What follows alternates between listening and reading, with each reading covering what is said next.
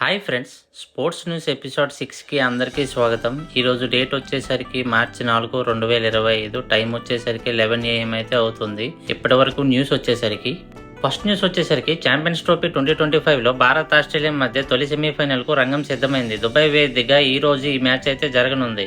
రెండు బలమైన జట్లు కావడంతో మ్యాచ్ హోరాహోరీగా సాగడం ఖాయంగా కనిపిస్తుంది. ఈ పోరులో గెలిచి గత వన్డే ప్రపంచ కప్ ఫైనల్ ఓటమికి ప్రతీకారం తీర్చుకోవాలని టీమిండియా పట్టుదలతో ఉంది.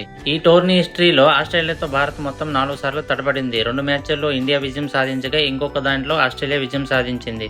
మరో మ్యాచ్ రద్దుగా నిలిచింది. ఆస్ట్రేలియా లాంటి బలమైన జట్టుతో నాకౌట్ మ్యాచ్ లో రాణించే ఆటగాడిని అందరూ హీరోలాగా చూస్తారు. ఈ మంగళవారం ఆ హీరో ఎవరవుతారనేది ఆసక్తికరంగా మారింది. పాక్ పై సెంచరీ చేసిన కోహ్లీ మరియు సూపర్ ఫామ్ లో ఉన్న శుభ్మన్ గిల్ పై భారీ అంచనాలే ఉన్నాయి. నెక్స్ట్ న్యూస్ వచ్చేసరికి ఐపీఎల్ నుంచి Kolkata knight riders team management Ajinkya రహానెను ఈ సీజన్ కి కేకేఆర్ టీమ్ కెప్టెన్ గా నియమించారు.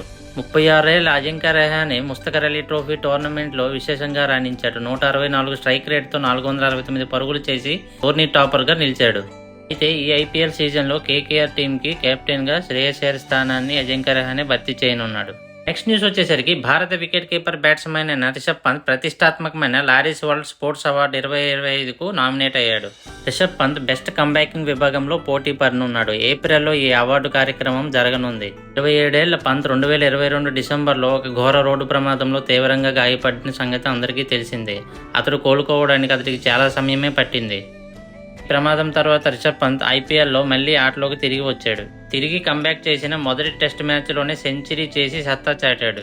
నెక్స్ట్ న్యూస్ వచ్చేసరికి ఉమెన్స్ ప్రీమియర్ లీగ్లో గుజరాత్ గెయిన్స్ అదిరే విజయాన్ని అందుకున్నారు. బ్యాట్తో సత్తా చాటి బంతితో విజృంభించి ఆ జట్టు యూపీని 81 పరుగుల తేడాతో చిత్తు చేసింది. సోమవారం జరిగిన ఈ మ్యాచ్లో మొదట బ్యాటింగ్ చేసిన గుజరాత్ గెయిన్స్ 186 పరుగులకు 5 వికెట్లు కోల్పోయింది. ఓపెనర్ బేత్మని 59 బంతుల్లో 96 పరుగుల మెరుపు ఇన్నింగ్స్ ఆడింది. హార్లిక్ డేల్ కూడా 45 పరుగులతో సత్తా చాటింది. తర్వాత ఛేదనకు దిగిన యూపీని 17.1 ఓవర్లలో 105 పరుగులకే గుజరాత్ గెయిన్స్ ఆల్అౌట్ చేసింది.